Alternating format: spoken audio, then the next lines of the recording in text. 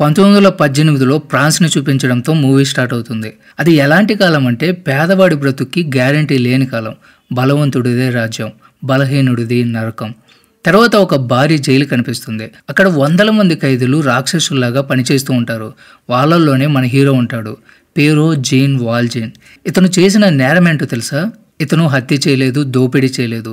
ఆకలితో చచ్చిపోతున్న తన మేనల్లుడి కడుపు నింపడానికి ఒక రొట్టె ముక్క దొంగతనం చేసుంటాడు. అంతే. ఆ చిన్న తప్పుకి కోర్టు వారు వేసిన శిక్ష అక్షరాల 19 సంవత్సరాలు. అంటే కఠిన కారాగార శిక్ష వేసుంటారు. అంటే రొట్టు ముక్కకి 19 ఏళ్ళు జైలు శిక్ష వేశారనమాట. తర్వాత అక్కడ జైలర్ జావర్డ్కి హీరో అంటే అస్సలు పడదు.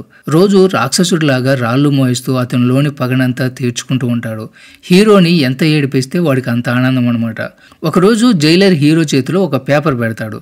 అమ్మయ్య, నా బ్రతుకు ఇంకా మారిపోయిందని జీన్ ఆనందపడే లోపు జైలర్, ఇది పెరోల్ మాత్రమే, పర్మనెంట్ రిలీజ్ కాదు. నువ్వు ఎక్కడున్నా నా కన్ను నీ మీదే ఉంటుంది. నీ ప్రవర్తనలో తేడా ఉంటే మళ్ళీ లోపలేస్తానని వార్నింగ్ ఇచ్చి పంపిస్తాడు. తర్వాత ఆ పెరోల్ పేపరే అతనికి పెద్ద శాపంగా మారుతుంది. పని కోసం ఎక్కడికి వెళ్ళినా ఆ పేపర్ చూసి వీడు పెద్ద క్రిమినల్ అని ఎవరు కూడా పనివ్వరు. పగలంతా పని కోసం తిరగడం, రాత్రికి రోడ్డు మీద పడుకోవడం, ఇదే అతని దినచర్యగా మారుతుంది. సరిగ్గా అప్పుడే ఒక దేవదూతలాగా ఒక ప్రీస్ట్ ఎంట్రీ ఇస్తాడు. హీరో దీనస్థితి చూసి ఆయన గుండె కరిగిపోతుంది. అతన్ని తన ఇంటికి తీసుకెళ్లి కడుపు నిండా భోజనం పెడతాడు. అది కూడా వెండి పళ్ళెంలో. కానీ మన హీరో బుద్ధి మళ్ళీ గడ్డి తింటుంది. ఆ వెండి సామాను చూడగానే అతనిలోని దొంగ మళ్ళీ నిద్రలేస్తాడు. అందరూ నిద్రపోయిన తర్వాత ఆ వేడి పళ్ళాలు, గిన్నెలు మూటగట్టుకుని అక్కడి నుంచి జంప్ అయిపోతాడు. కానీ మనోడి టైం బాగలేదు. వెంటనే ప్రీస్ట్ మనుషులు అతను పట్టుకుని తిరిగి ప్రీస్ట్ ముందు నిలబెడతారు. జీన్ భయంతో వణిగిపోతూ ఉంటాడు. కానీ ఆ ప్రీస్ట్ ఒకే ఒక మాటతో సీన్ మొత్తం మార్చేస్తాడు. నేనే కదా అతనికి ఆ వెండి సామాను బహుమతిగా ఇచ్చాను, అతన్ని వదిలేయండి అని చెప్పి కాపాడతాడు. అది విని హీరో షాక్ అయిపోతాడు. అందరూ వెళ్ళిపోయిన తర్వాత ప్రీస్ట్ జీన్తో, నువ్వు చెడ్డవాడివేం కాదు, నీలో మంచితనం ఉంది. ఈ వెండి సామాను అమ్మి ఒక కొత్త నిజాయితీ గల జీవితాన్ని ప్రారంభించు. ఈరోజు నేను నీకు ఎలా సహాయం చేశానో రేపు నువ్వు కూడా అవసరంలో ఉన్న మరొకరికి సహాయం చెయ్యి అంటాడు. ఆ మాటలతో మన హీరోలో ఒక కొత్త మనిషి పుడతాడు. తన పాత జీవితానికి గుర్తుగా ఉన్న ఆ పెరోల్ కాగితాలను ముక్కలు ముక్కలుగా చించి గాల్లోకి విసిరేస్తాడు. ఒక కొత్త గుర్తింపుతో కొత్త జీవితం కోసం ఆ ఊరే వదిలేసి వెళ్ళిపోతాడు. సీన్ కట్ చేస్తే 8 ఏళ్ళు గడిచిపోతాయి. ఇప్పుడు మన హీరో ఒక పెద్ద ఫ్యాక్టరీకి ఓనర్. అంతేకాదు, అతను ఉంటున్న ఆ ఊరికి గౌరవనీయులైన మేయర్. తర్వాత అదే ఫ్యాక్టరీలో ఫ్యాంటిన్ అనే ఒక పేద అమ్మాయి పనిచేస్తూ ఉంటుంది. పాపం ఆమెకి పెళ్లి కాకుండానే ఒక కూతురు ఉంటుంది. ఆ విషయం ఎవరికీ తెలియకుండా జాగ్రత్త పడుతూ ఉంటుంది. కానీ ఈ రహస్యం ఫ్యాక్టరీలో పనిచేసే మిగతా ఆడొంగులకి తెలిసిపోతుంది. ఇంకేముంది, పంచాయతీ స్టార్ట్. అందరూ కలిసి ఆమెని నానా మాటలు అంటారు. ఈ గొడవ విని మన మేయర్ అక్కడికి వస్తాడు. కానీ అందరినీ శాంతపరిచే లోపే అతని కళ్ళు ఎదురుగా ఉన్న ఒక వ్యక్తిపై పడతాయి. అతను చూసి హీరోకి ఫ్యూజులు ఎగిరిపోతాయి. ఎందుకంటే అక్కడ నిలబడింది ఎవరో కాదు, 19 ఏళ్ళు తనని నరకం చూపించిన పాత జైలర్. ఇప్పుడు అతను ప్రమోషన్ మీద అదే ఊరికి పోలీస్ చీఫ్ గా వచ్చుంటాడు. జైలర్ని చూసిన షాక్లో మన మేయర్ ఉన్నప్పుడు ఇక్కడ ఇంకో ట్రాజెడీ కూడా జరుగుతుంది. ఫ్యాక్టరీ మేనేజర్ ఒక కన్నింగ్ ఫెలో. ఫ్యాంటిన్ పై ఎప్పటి నుంచో కన్నేసి ఉంటాడు. ఇదే మంచి టైం అని ఆమెతో అసభ్యంగా ప్రవర్తించడం మొదలు పెడతాడు. ఆమెకి ఒళ్ళు మండిపోయి వాడి చెంప పగలగొడుతుంది. దాంతో ఆ నీచుడు మేయర్కి తెలియకుండానే ఆమెని పనిలో నుంచి పీకేస్తాడు. తర్వాత పోలీస్ చీఫ్ మన మేయర్ని చూసి, వీడిని ఎక్కడో చూసినట్టుందే, వీడి నడక, వీడి చూపు ఎక్కడో తేడా కొడుతుంది అని తన మీసాలు మెలిస్తూ అనుమానంగా ఆలోచనలో పడతాడు. తర్వాత పోలీస్ చీఫ్ జావర్డ్ మన మేయర్తో మాట్లాడుతూ ఉంటాడు. కానీ అతను బుర్ర మాత్రం స్కాన్ చేస్తూనే ఉంటుంది. ఈ ఫేస్ కట్టు, ఈ బాడీ లాంగ్వేజ్, ఈ నడక ఎక్కడో కొడుతుంది, నేను నిన్ను ఎక్కడో చూశానని అడుగుతాడు. సో హీరోకి లోపల గుండె దడదరలాడుతున్నా కూడా బయటికి, అబ్బాయి మీరు ఎక్కడో పొరపాటు పడ్డారు సార్ అని కూల్గా కవర్ చేస్తాడు. ఇలా వాళ్ళ మధ్య కోల్డ్ వార్ నడుస్తూ ఉన్నప్పుడు బయట నుంచి పెద్ద అరుపులు వినిపిస్తాయి. ఇద్దరు కూడా బయటికి వెళ్తారు. అక్కడ చూస్తే ఒక గుర్రపు బండి కింద పడి ఉన్న ఒక వర్కరు నలిగిపోతూ ఉంటాడు. చుట్టూ జనం ఉన్నా కూడా ఎవరూ ముందుకు రారు. ఆ క్షణం మన హీరో తన మేయర్ హోదాని మర్చిపోతాడు. బాహుబలి శివలింగాన్ని ఎత్తినట్టు మన హీరో ఒక్కడే ఆ భారీ బండిని పైకి లేపి ఆ వర్కర్ని కాపాడుతాడు. ఈ సీన్ చూసిన జావర్డ్ తన తలలో బలిపెలుగుతుంది. వాడికి ఫ్లాష్ బ్యాక్ గుర్తొస్తుంది. ఇంతటి బలం ఆ పాత ఖైదీ జీన్ వాల్జీన్కి తప్ప ఇంకెవరికీ లేదు. వీడే వాడు. 8 ఏళ్ల క్రితం నా కళ్ళు గప్పి పారిపోయిన దొంగ వీడే అని ఫిక్స్ అయిపోతాడు. కానీ ప్రస్తుతానికి అతని దగ్గర ఎలాంటి ప్రూఫ్ ఉండదు. మరోవైపు ఫ్యాంటిని చూపిస్తారు. పాపం ఉద్యోగం పోవడంతో కూతురు కోసం డబ్బు పంపించడానికి దిక్కు తోచని స్థితిలో ఉంటుంది. కన్న కూతురు కోసం తన అందమైన జుట్టును, ఆఖరికి ముందు పళ్ళను కూడా అమ్ముకుంటుంది. అయినా ఆ డబ్బు సరిపోదు. దాంతో తను ఎప్పుడు ఊహించని, అసహ్యించుకునే వేషవృత్తిలోకి బలవంతంగా అడుగు పెడుతుంది. ఒకరోజు రాత్రి ఒకడు ఆమెతో అసభ్యంగా ప్రవర్తించబోతూ ఉంటే ఫాంటైన్కి కోపం నశాలానికి అంటుకుంటుంది. వాడి ముఖం మీద రక్కేస్తుంది. వెంటనే అక్కడికి పోలీస్ చీఫ్ జావర్డ్ వస్తాడు. అయితే ఈ నీచుడు ప్లేట్ ఫిరాయించి, సార్ నేను వెళ్తుంటే ఈమె నా మీద దాడి చేసిందని అబద్ధం చెప్తాడు. అప్పుడు ఫాంటైన్ ఏడుస్తూ, లేదు సార్, నాతో వాడు తప్పుగా ప్రవర్తించాడని ఎంత చెప్పినా కూడా జావర్డ్ వినడు. నిన్ను జైలుకి పంపిస్తాను అంటాడు. ఆ మాటతో ఆమె చాలా భయపడిపోతుంది. సార్ నేను జైలుకి వెళ్తే నా కూతురు ఏమైపోవాలి అని అంటుంది. సరిగ్గా అదే టైంకి మన హీరో మేయర్ గారు ఎంట్రీ ఇస్తాడు. ఫ్యాంటైన్ చూసి గుర్తుపడతాడు. ఈమె నా ఫ్యాక్టరీ వర్కర్ అని చెప్పి జావార్డ్ నుంచి ఆమెను కాపాడతాడు. మేయర్ ఆమెతో నీ దుస్థితికి కారణం ఎవరు అని అడుగుతాడు. అప్పుడు ఫ్యాంటైన్ కోపంగా, నువ్వే, నీ ఫ్యాక్టరీలోనే నేను పనిచేసేదాన్ని. నువ్వు మేయర్గా ఉండి కూడా నీ మేనేజర్ నా పైన తప్పుడు నింద వేసి నన్ను పనిలోంచి తీసేశాడు. అందుకే నా బ్రతుకు ఇలా రోడ్డున పడిందని ఏడుస్తూ ఉంటుంది. ఆ మాట విని మన హీరో షాక్ అయిపోతాడు. తన వల్లే ఒక అమ్మాయి జీవితం నాశనమైందని తెలిసి కుమిలిపోతాడు. వెంటనే ఆమెని తన చేతుల్లోకి ఎత్తుకుని హాస్పిటల్కి తీసుకెళ్తాడు. హాస్పిటల్లో ఉండగా పోలీస్ చీఫ్ జావర్డ్ మేయర్ దగ్గరకు వస్తాడు. సార్ నన్ను క్షమించండి, నేను మిమ్మల్ని పారిపోయిన ఖైదీ అనుకున్నాను, కానీ అసలైన జీన్ వాల్జీన్ దొరికేశాడు. రేపే వాడికి శిక్ష పడుతుంది అని చెప్తాడు. ఈ మాట వినగానే మన హీరోకి భూమి బద్దలైనట్టు అనిపిస్తుంది. నా స్థానంలో ఒక అమాయకుడికి శిక్ష పడుతుందా? ఇది నేను చేసిన పాపం, శిక్ష నేనే అనుభవించాలని అతని మనసాక్షి ఘోషిస్తుంది. అతను తట్టుకోలేకపోతాడు. వెంటనే కోర్టుకు వెళ్తాడు. అక్కడ జడ్జి ముందు నిలబడి, ఆ అమాయకుడిని వదిలేయండి, 8 ఏళ్ల క్రితం పెరూల్ కాగితాలు చించి పారిపోయిన అసలైన దొంగని నేనే జీన్ వాల్జీన్ని అని చెప్తాడు. కానీ కోర్టులో ఒక్కడు కూడా నమ్మడు. గౌరవనీయులైన మేయర్ గారికి ఏమైనా పిచ్చి పట్టిందా అన్నట్లు చూస్తారు. వాళ్ళు నమ్మేలాగా కొన్ని ఆధారాలు చూపించి గందరగోళం మధ్య అక్కడి నుంచి మళ్ళీ హాస్పిటల్కి వస్తాడు. అక్కడికి వచ్చేసరికి ఫ్యాంటైన్ చివరి శ్వాసలో ఉంటుంది. చనిపోతూ కూడా నా కూతురు అని కలవరిస్తూ ఉంటుంది. జీన్ ఆమె చేతిని పట్టుకుని, నువ్వు బాధపడకు, నీ కూతురు ఇప్పుడు నా కూతురు, నా ప్రాణం ఉన్నంత వరకు ఆమెని కంటికి రెప్పలాగా చూసుకుంటానని మాట ఇస్తాడు. ఆ మాట వింటూనే ఫ్యాంటైన్ ప్రశాంతంగా కనుమూస్తుంది. తర్వాత జీన్ ఆ బాధతో ఉండగా వెనక నుంచి జావర్డ్ వస్తాడు. నువ్వు చెప్పింది నిజం, నువ్వే ఆ ఖైదీవి, నేను నిన్ను అరెస్ట్ చేస్తున్నాను అంటాడు. అప్పుడు జీన్ తనని బ్రతిమలాడుకుంటాడు. ఒక 3 రోజులు నాకు టైం ఇవ్వు, ఫ్యాంటైన్ కూతుర్ని కాపాడి నీకు లొంగిపోతాను అంటాడు. కానీ జావర్డ్ వినడు. అయితే ఇద్దరి మధ్య చిన్నపాటి ఫైటింగ్ ఒకటి జరుగుతుంది. ఆ గ్యాప్లో మన హీరో అక్కడి నుంచి ఎస్కేప్ అయిపోతాడు. సీన్ కట్ చేస్తే ఫ్యాంటైన్ కూతురు కొసెట్ను చూపిస్తారు. ఆమెను చూసుకుంటున్న అంకుల్ ఒక నెంబర్ 1 దుర్మార్గుడు. ఆ పసిపాపతో ఇంటి పని అంతా చేయించి నరకం చూపిస్తూ ఉంటాడు. సరిగ్గా అప్పుడే దేవదూతలాగా మన హీరో అక్కడికి వస్తాడు. ఆ దుర్మార్గుడు ముఖాన పెద్ద మొత్తంలో డబ్బు విసిరికొట్టి కొసెట్ను ఒక పార్సెల్ లాగా తనతో పాటు తీసుకెళ్లిపోతాడు. ఇకపై తనే ఆమెకి తండ్రి. సీన్ కట్ చేస్తే కథ 9 సంవత్సరాల ముందుకు వెళ్తుంది. ప్యారిస్ నగరంలో ప్రభుత్వం మీద తిరుగుబాటు చేయడానికి కొందరు విద్యార్థులు ఒక గ్రూప్గా ఏర్పడి ఉంటారు. వాళ్ళలో ఒకడే మన సెకండ్ హీరో మారియాస్. అతను కాటేజ్ను చూడగానే మొదటి చూపులోనే ప్లాట్ అయిపోతాడు. లవ్ ఎట్ ఫస్ట్ సైట్ అనమాట. కాజెట్ గత 9 సంవత్సరాలుగా జీన్తోనే పెరుగుతూ ఉంటుంది. కన్న తండ్రిలాగే జీన్ ఆమెని పెంచి పెద్ద చేసి ఉంటాడు. ఇప్పుడు సీన్లోకి మన హీరో ఎంటర్ అవుతాడు. ఆ జనసంద్రంలో తన దేవత కోసం వెతకడం మొదలు పెడతాడు. కానీ పాపం కాజెట్టు జాడ ఎక్కడా కనిపించదు. ఇంతలోనే కథలో ఒక ట్విస్ట్.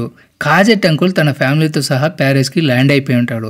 వాళ్ళు జీన్ని చూడగానే పట్టుకుని కాజెట్ని నీ దగ్గర ఉంచుకున్నందుకు ఇంకా డబ్బు కావాలని బేరసారాలు మొదలు పెడతాడు. సరిగ్గా అదే సమయంలో అక్కడికి పోలీస్ చీఫ్ వస్తాడు. అతను చూడగానే జీన్ కాజెట్ అక్కడి నుంచి ఎస్కేప్ అయిపోతారు. తర్వాత పోలీస్ చీఫ్ కాజల్ అంకుల్ని విచారిస్తాడు. అతను ఒకడు నా కూతుర్ని కిడ్నాప్ చేసి పారిపోయాడని ఒక బెస్ట్ యాక్టింగ్ ఇస్తాడు. అదే పోలీస్ చీఫ్ నమ్ముతాడు. కంగారు పడుకో, వాడిని పట్టుకుని నీ కూతుర్ని నీకు అప్పగిస్తామని హామీ ఇస్తాడు. మరోవైపు మన స్టూడెంట్ హీరో తన విప్లవ మిత్రులతో ఉంటాడు. అప్పుడే ఒక పిల్లాడు పరిగెట్టుకుంటూ వచ్చి జనరల్ చనిపోయారని చేదు వార్త ఒకటి చెప్తాడు. జనరల్ అంటే పేదల పాలిట దేవుడు. ఆయన మరణంతో అందరూ శోక సముద్రంలో మునిగిపోతారు. ఇంతలో ఆ స్టూడెంట్ ఫ్రెండ్ వచ్చి, అంటే కాజెట్ని వెతకమని చెప్పిన అమ్మాయి వచ్చి, నేను ఆమెను కనిపెట్టేశాను అంటుంది. పాపం ఆ అమ్మాయికి తెలియదు తను వెతుకుతున్న కాజెట్ తన కజిన్ అని. ఈ అమ్మాయి కాజెట్ అంకుల్ కూతురే. కాజెట్ దొరికిందని తెలియగానే మన హీరో ఆనందానికి అవధులు లేకుండా పోతాయి. మరోవైపు కాజెట్ కూడా తన మనసులో మాట జీన్కి చెప్తుంది, నాకు ఆ అబ్బాయి అంటే ఇష్టము అని. కానీ జీన్ ఇప్పుడు ఈ ప్రేమ గీమ మనకు అవసరం లేదు, పరిస్థితులు బాగలేవు అని నచ్చజెప్పే ప్రయత్నం చేస్తాడు. కానీ ప్రేమలో పడ్డాక ఎవరైనా వింటారా? వినరు. కాబట్టి మన హీరో నేరుగా కాజెట్ని కలవడానికి వస్తాడు, తన ప్రేమను వ్యక్తపరుస్తాడు. ఈ మాటలన్నీ చాటుగా వింటున్న కాజెట్ కాచెన్కు గుండె పగిలినంత పని అయిపోతుంది. ఎందుకంటే ఆమె కూడా మన హీరోని ప్రేమిస్తూనే ఉంటుంది, కానీ అతను ఎప్పుడు తనని పట్టించుకోలేదు. కాజెట్ కూడా తన ప్రేమను అంగీకరించడంతో ఇద్దరు ప్రేమలో మునిగిపోతారు. సరిగ్గా అదే టైంలో జీన్ పిలవడంతో కాజెట్ ఇంట్లోకి వెళ్ళిపోతుంది. తర్వాత విరిగిన హృదయంతో కాజెట్ కజిన్ ఇంటికి వెళ్తూ ఉంటే తన తండ్రి కొంతమంది పోలీసులను తీసుకుని కాజెట్ ఇంటి వైపు వెళ్ళడం చూస్తుంది. జీన్ను కాజెట్ను పట్టించాలని వాళ్ళ ప్లాను. కానీ ఆ అమ్మాయి మంచి మనసుతో తన తండ్రిని అడ్డుకుని గట్టిగా అరుస్తుంది. ఆ అరుపు విన్న జీన్కి ప్రమాదం పొంచి ఉందని అర్థమైపోతుంది. వెంటనే కాజెట్ని తీసుకుని శాశ్వతంగా ఇంగ్లాండ్ వెళ్ళిపోవాలని నిర్ణయించుకుంటాడు. వెళ్లే ముందు కాజెట్ తన ప్రియుడి కోసం ఒక ఉత్తరం రాసి దాన్ని తన కజిన్కి ఇస్తుంది. తర్వాత జనరల్ అంత్యక్రియల రోజున విప్లవకారులు ప్రభుత్వంపై తిరుగుబాటు జెండా ఎగరేస్తారు. ఈ నిరసనను అణచివేసే బాధ్యతను ప్రభుత్వం అదే పోలీస్ చీఫ్కి అప్పగిస్తుంది. అతను విప్లవకారుల వేషంలో వాళ్ళలో కలిసిపోతాడు. కానీ ఒక పిల్లవాడు అతను గుర్తుపట్టి అందరికి చెప్పడంతో విప్లవకారులు అతన్ని బంధిస్తారు. తర్వాత ఆ రాత్రి పోలీసులు విప్లవకారులపై దాడి చేస్తారు. అయితే దురదృష్టవశాత్తు ఒక తోట కాజెట్ కజిన్కి తగులుతుంది. చనిపోయే ముందు ఆమె ఆ ఉత్తరాన్ని కాజెట్ ప్రియుడికి అందిస్తుంది. ప్రేమ కోసం ప్రాణమిచ్చిన ఆ అమ్మాయి కన్ను మూస్తుంది. తర్వాత ఆ ఉత్తరం చదివిన హీరో కాజెట్ కోసం మరొక ఉత్తరం రాసి దాన్ని ఒక పిల్లాడి చేతికిచ్చి కాజెట్కి ఇవ్వమంటాడు. కానీ ఆ లెటర్ జీన్ చేతికి చిక్కుతుంది. అది చదివిన తర్వాత కాజెట్ ఆ అబ్బాయి ఒకరికొకరు ఎంత గాఢంగా ప్రేమించుకుంటున్నారో అతనికి అర్థమవుతుంది. ప్రస్తుతం జరుగుతున్న ఆ గొడవల్లో ఆ కుర్రాడి ప్రాణాలకు ముప్పు ఉందని భావించి అతన్ని కాపాడాలని నిర్ణయించుకుంటాడు. తర్వాత నెక్స్ట్ రోజు జీన్ పోలీస్ వేషంలో విప్లవకారులు ఉన్న ప్రాంతానికి వెళ్తాడు. వాళ్ళు అతన్ని పట్టుకోబోతుండగా ఆ పిల్లాడు గుర్తుపట్టి ఇతను మనవాడే అని చెప్పడంతో వదిలేస్తారు. అయితే ఇక్కడ పోలీస్ చీఫ్ను బంధించి ఉరి తీయడానికి సిద్ధంగా ఉండడం జీన్ చూస్తాడు. అతన్ని నాకు అప్పగించండి, నేను చంపుతానని చెప్పి ఆ పోలీస్ చీఫ్ను రహస్యంగా కిందికి తీసుకెళ్లి ఇక్కడి నుంచి పారిపో అని చెప్పి కావాలని గోడ మీద కాల్పులు జరుపుతాడు. ఆ శబ్దం విని జీన్ పోలీస్ చీఫ్ను చంపేశాడని అందరూ అనుకుంటారు. తర్వాత రోజు పోలీసులు అందరిపైన దాడి చేసి విప్లవకారులందరినీ చంపేస్తారు. ఒక తోట మన హీరోకి కూడా తగిలి తీవ్రంగా గాయపడతాడు. ప్రాణాలతో బయటపడిన జీన్ గాయపడిన ఆ స్టూడెంట్ని తన భుజంపై వేసుకుని ఎవరికంట పడకుండా ఒక మురికి కాలువలోకి దిగుతాడు. వాళ్ళిద్దరి పరిస్థితి చాలా దారుణంగా ఉంటుంది. తర్వాత మరుసటి రోజు పోలీస్ చీఫ్ విప్లవకారుల శవాలను పరిశీలిస్తూ ఉంటాడు. నిన్నటిదాకా తన కళ్ళ ముందు ఆడుకున్న ఆ పసివాడి శవం కూడా అతనికి కనిపిస్తుంది. అది చూడగానే పోలీస్ చీఫ్ గుండె బద్దలైపోతుంది. తను చేసిన పాపానికి పశ్చాత్తాపంతో గౌరవంగా తన బ్యాడ్జ్ను తీసి ఆ చిన్నారి శవం పైన పెడతాడు. తర్వాత శవాలన్నింటినీ చూస్తున్నప్పుడు అందులో ఆ స్టూడెంట్ శవం లేదని గమనిస్తాడు. అప్పుడే అతని కళ్ళు పక్కనే ఉన్న మురికి కాలువ పైపు మీద పడతాయి. వాళ్ళు దాని ద్వారానే తప్పించుకుని ఉంటారని అతనికి అర్థమైపోతుంది. తర్వాత మురికి కాలువలో స్పృహ లేకుండా పడుకున్న జీన్ స్టూడెంట్ దగ్గరికి కాటేజ్ అంకుల్ వస్తాడు. ఇంతటి దారుణమైన పరిస్థితిలో కూడా తన దురాశను వదులుకోడు. స్పృహలో లేని ఆ స్టూడెంట్ చేతిలో ఉన్న ఉంగరాన్ని దొంగిలించడానికి ప్రయత్నం చేస్తాడు. సరిగ్గా అదే సమయానికి జీన్కి మెలకు వస్తుంది. అతను ఆ అంకుల్ మెడ పట్టుకుని మర్యాదగా బయటికి దారి చూపించని బెదిరిస్తాడు. ఆ మురికి కాలువ ఒక చక్ర వ్యూహంలాగా ఉంటుంది. సో దారి తెలియక వాళ్ళు అందులోనే చిక్కుకుపోతాడు. ప్రాణభయంతో ఆ అంకుల్ వాళ్ళకి దారి చూపక తప్పదు. తర్వాత బయటికి రాగానే వాళ్ళ ముందు పోలీస్ చీఫ్ నిలబడతాడు. జీన్ అతనితో దయచేసి మమ్మల్ని వెళ్ళనివ్వు, ఈ అబ్బాయి ప్రాణాలు కాపాడడం నాకు చాలా ముఖ్యమని వేడుకుంటాడు. జీన్ మంచితనం ముందు తను చేసిన పాపాలు గుర్తుకొచ్చి పోలీస్ చీఫ్ సిగ్గుతో తలదించుకుంటాడు. వాళ్ళని వెళ్ళమని సైగ చేసి అక్కడే ఉన్న ఒక భవనం పైకెక్కి కిందకు దూకి ఆత్మహత్య చేసుకుంటాడు. తర్వాత కొన్ని రోజుల తర్వాత ఆ స్టూడెంట్కి స్పృహ వస్తుంది. తన స్నేహితులందరూ చనిపోయారని తెలిసి కుప్పగూలిపోతాడు. కానీ తన పక్కనే కాజెట్ ఉండడంతో కొంచెం ఊరట చెందుతాడు. అప్పుడు జీను తన జీవితపు చీకటి రహస్యాన్ని ఆ కుర్రాడికి చెప్తాడు. ఈ నిజం మాత్రం కాజెట్కి చెప్పకు, నా గతం మీ ఇద్దరి భవిష్యత్తుకు అడ్డు రాకూడదు అని చెప్పి వాళ్ళిద్దరి జీవితంలోంచి శాశ్వతంగా దూరంగా వెళ్ళిపోతాడు. తర్వాత కాజెట్ ఆ స్టూడెంట్ పెళ్లి చేసుకోవాలని నిర్ణయించుకుంటారు. ఇంతలోనే మళ్ళీ కాజెట్ అంకుల్ తన భార్యతో ప్రత్యక్షమవుతాడు. నువ్వు నాకు డబ్బు ఇవ్వకపోతే నువ్వు ఒక విప్లవకారుడు అని అందరికీ చెప్పేస్తా అని స్టూడెంట్ని బ్లాక్మెయిల్ చేస్తాడు. మాటల మధ్యలో ఆ రోజు మురికి కాలువలో నిన్ను కాపాడింది జీనే అనే నిజాన్ని కూడా బయట పెడతాడు. ఆ సమయంలో స్పృహలో లేకపోవడం వల్ల ఆ విషయం స్టూడెంట్కి తెలియదు. తర్వాత ఆ మాట వినగానే జీన్ తనకి ఎంత గొప్ప మేలు చేశాడో అతనికి అర్థమవుతుంది. జీన్ను అలా వదిలేసినందుకు పశ్చాత్తాపడతాడు. వెంటనే అంకుల్ కాలర్ పట్టుకుని జీన్ ఎక్కడున్నాడో చెప్పమని నిలదీస్తాడు. వాళ్ళు వెళ్ళేసరికి జీన్ ఒక గదిలో ఒంటరిగా అనారోగ్యంతో చివరి శ్వాస తీసుకుంటూ ఉంటాడు. చనిపోయే ముందు ఫ్యాంటిన్ ఆత్మ అతనికి కనిపించి నా కూతుర్ని ఇంత బాగా చూసుకున్నందుకు నీకు చాలా ధన్యవాదాలు అని చెప్తుంది. అదే సమయంలో కాజెట్ ఆమె ప్రియుడు అక్కడికి చేరుకుంటారు. జీన్ చనిపోతూ కాజెట్కు ఒక ఉత్తరం ఇచ్చి నేను పోయాక ఇది తప్పకుండా చదువు అని చెప్పి ప్రశాంతంగా కన్ను మూస్తాడు. ఈ సీన్ చూసి వాళ్ళిద్దరూ బోరున ఏడుస్తారు. చనిపోయిన తర్వాత జీన్ ఆత్మ ఫ్యాంటిన్ ఆత్మతో కలిసి ప్రయాణం చేస్తుంది. అక్కడ జీన్ జీవితాన్నే మార్చేసిన ఆ ప్రీస్ట్ కూడా కనిపిస్తాడు.